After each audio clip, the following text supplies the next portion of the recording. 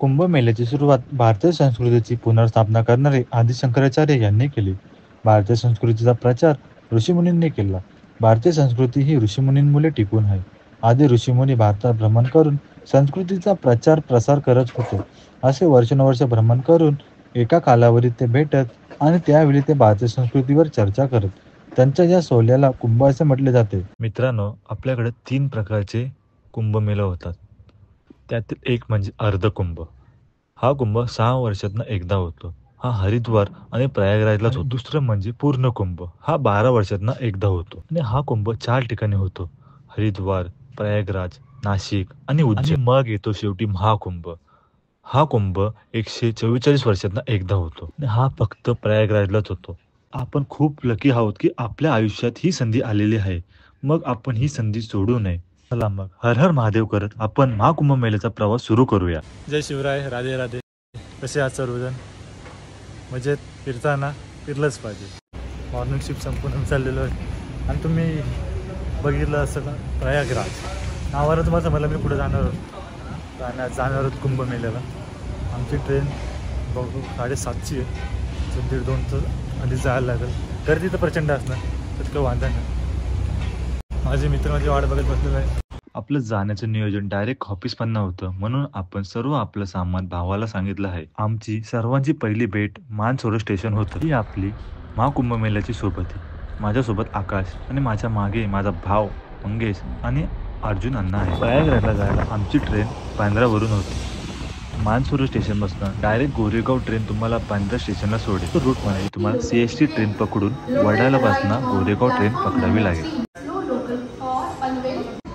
आम्हाला या ट्रेनने 5 वाजता वडाळा स्टेशनला सोडले आणि 5:01 गोरेगाव आम्ही लगेच पकडले.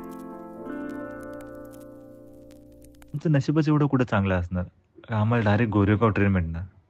मग आम्हाला दुसऱ्या रूटने जावं लागलं. बांद्रा स्टेशनला उतरल्यावर तुम्हाला लगेचच बांद्रा टर्मिनलला शेअरिंगने जावं लागेल. ही शेअरिंग प्रत्येक पर्सन 20-20 रुपये घेते.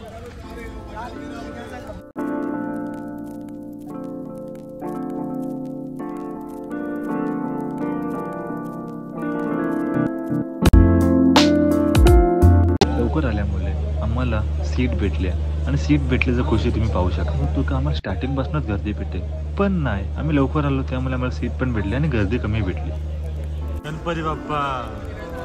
गणपती बाप्पाचं नाव घेऊन प्रवासाला सुरुवात केली. हा आरामदायक प्रवास आमच्या सोबत जास्त वेळ नव्हता. आपला छोटासा बारीक परिवार आपल्याला पुढच्या स्टेशनला लगेच भेटला.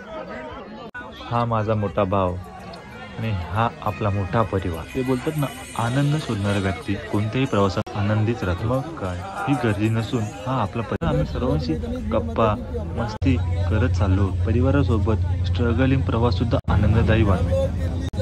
थोड्याच वेळात सूर्यदेवाचं आगमन होणार आहे. सूर्यदेवाबरोबरच आम्ही तुम्हाला स्वर्गाचे दर्शन. हे बघा स्वर्ग, ढगाची चादर आणि त्यात असलेले हे सूर्यप्रकाश. निसर्गाचं हे दृश्य कोणालाही प्रेमात पाडते. आपल्या निसर्गावर खूप प्रेम आणि त्यात महत्त्वाचं आपला सूर्योदय बघायला खूप आवडतो.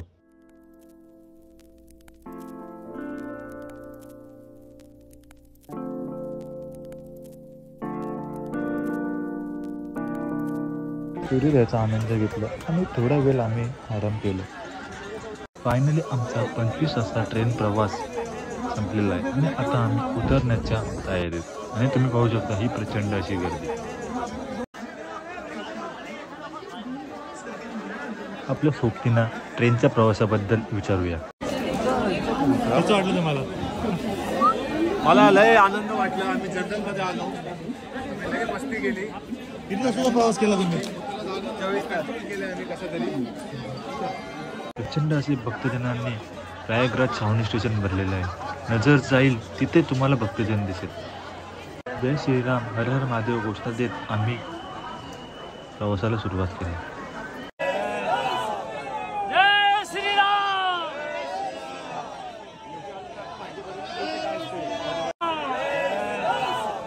जय श्रीराम.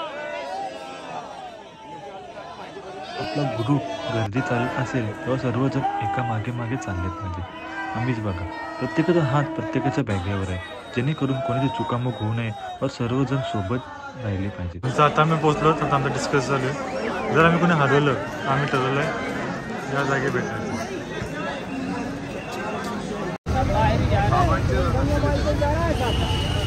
रायगड छावणी ते त्रिवेणी संगम हे 9 किलोमीटर अंतर आहे आणि इथे जाण्यासाठी प्रत्येक भक्तजनांना चालतच जावे लागेल. बस रिक्षा याची सोय नाही. खूप छान आहे कारण चालत जाऊन दर्शन घेण्यात जे सुख आहे ते बसमध्ये जाण्यात नाही. जेवढे अंतर जवळ जाऊ तेवढे दर्शनाची ओढ निर्माण राहते.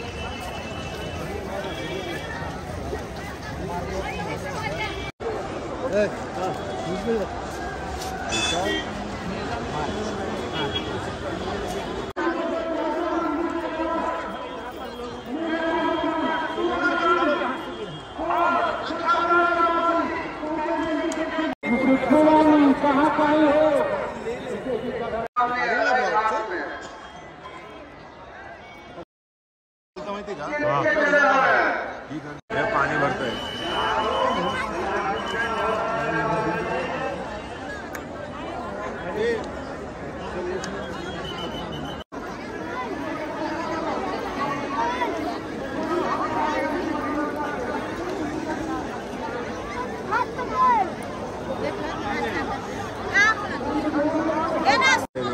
त्रिवेणी संगमचं रात्रीचं व्ह्यू पाहून झाल्यावर मी आणि माझी सोबती चर्चा कर. 8 डिग्री सेल्सिअस टेम्परेचर आणि या टेम्परेचरमध्ये आंघोळीला जायचं बेत केलेलं मी. न आलेल्या मित्रांसाठी त्रिवेणी जलाची सोय.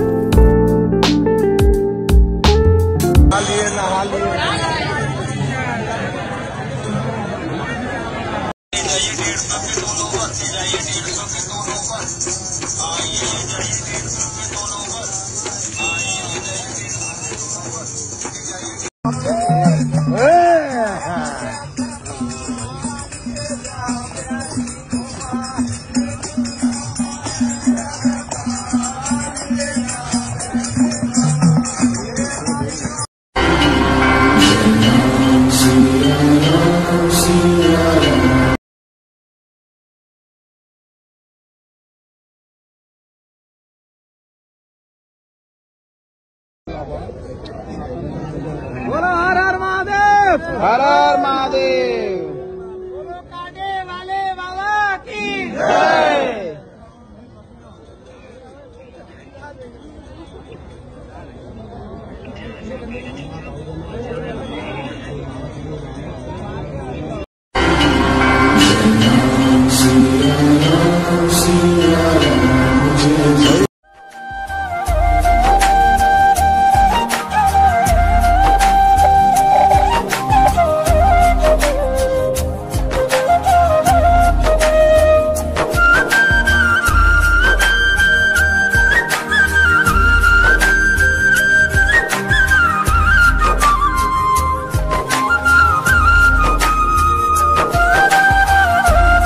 चालून खूप दमलो आहे.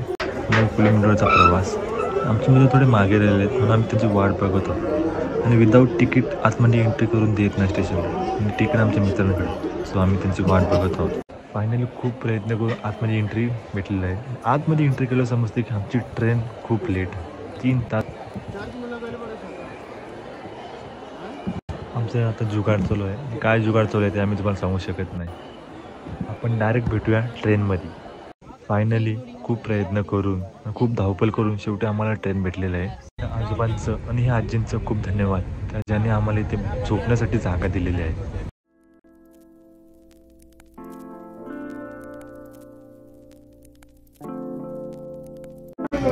टिळक टर्मिनलला आपण उतरल्याची गोष्टी तुम्ही आमच्या मित्राचे चेहरा पाहू शकता. मंडळी तुम्हाला कसं वाटलं? लय बरं वाटलं, लय आनंद झाला. हां, एवढ्या वर्षानंतर आम्ही गेलो. तुम्हाला कसं वाटलं कुंभमेळ्याला? चांगलं. हां मंगेश सर तुम्हाला? अशा प्रकारे आपली कुंभ यात्रा संपन्न झालेली आहे. सेकंड शिफ्ट असल्यामुळे आपण घरी न जाता डायरेक्ट ऑफिसला जाणार आहोत. तर चला मग भेटूया आपण पुढच्या ब्लॉगमध्ये.